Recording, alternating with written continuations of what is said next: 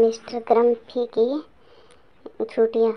जब भी गांव में कोई मिस्टर ग्रम्पी को देखता तो वह भाग कर किसी दुकान में छिप जाता या दूसरी दिशा में चल देता। लोग उनसे मिलना ही नहीं चाहते थे। उन्हें लगता था कि अगर मिस्टर ग्रम्पी का सामना हुआ तो उनका पूरा दिन खराब हो जाएगा। इसके भी एक वजह थी। मिस्टर ग्रम्पी को हर बात में शिकायत करने की आदत थी। उन्हें मौसम, रात के भोजन, सब्जियां, पड़ोसी की बिल्ली, दोपहर में खाई गई मछली, उसकी सेहत, मिस हैनी के पर्दों के रंग, मिस विस्लन के कुत्ते वगैरह हर चीज़ से शिकायत रहती थी। यह सूची बहुत लंबी थी। किसी भी बात में कमी निकाले बिना उन्हें चैन ही नहीं मिलता था। अब आखिर कोई कब तक बर्दाश्त करता रहता। उसकी भी तो कोई हद होती है। एक दिन वे समंदर पर गए।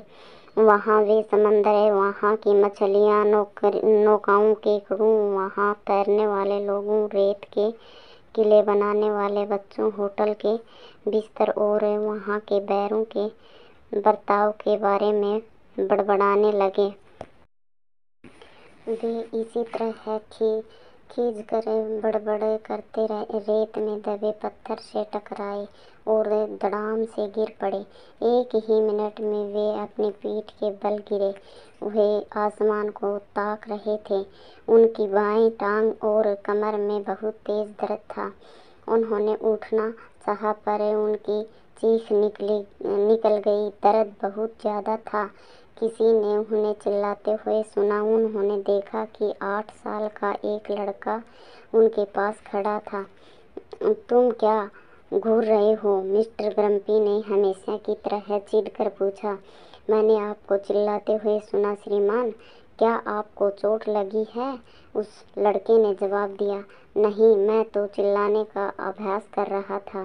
कैसा मूर्ख वाला सवाल कर रहे हो? उठने में मेरी मदद करो। मिस्टर ग्रम्पी ने उस लड़के को आदेश दिया।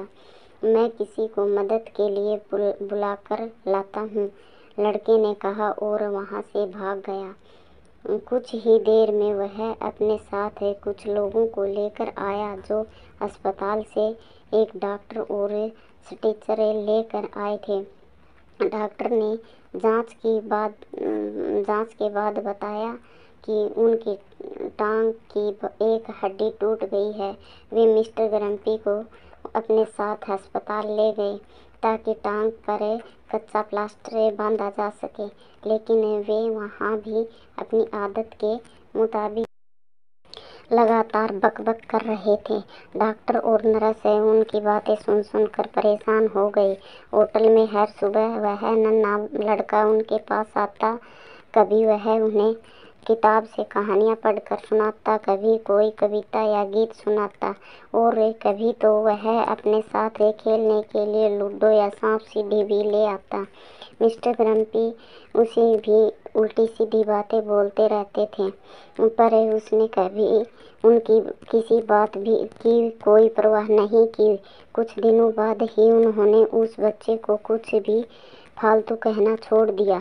उस बच्चे का नाम डैनी था। मिस्टर ग्रम्पी अब डैनी से मिलने को बेताब रहने लगे। वे मिलकर गेम्स खेलते, गानों और चुटकुलों का आनंद उठाते। एक दिन मिस्टर ग्रम्पी ने वेटर से कहा कि वह डैनी के लिए कुछ नए गेम्स लेकर आए। जब डैनी ने अपने लिए नए गेम्स देखे तो उसे बहुत खुशी हुई। उसे खुश देखकर मिस्टर ग्रम्पी भी हंसने लगे। जब मिस्टर ग्रम्पी की छुट्टियां खत्म हुई तो उनका पैर भी ठीक हो गया था। हाँ, हम यह बताना तो भूल ही गए कि अब वे हर बात पर चिड़चिड़ाते नहीं थे। अब मिस्टर ग्रम्पी को किसी से कोई शिकायत भी नहीं थी। अब वे पूरी तरह से बदल गए थे। अब लोग उनसे बचते नहीं थे, उनसे प्यार करते थे।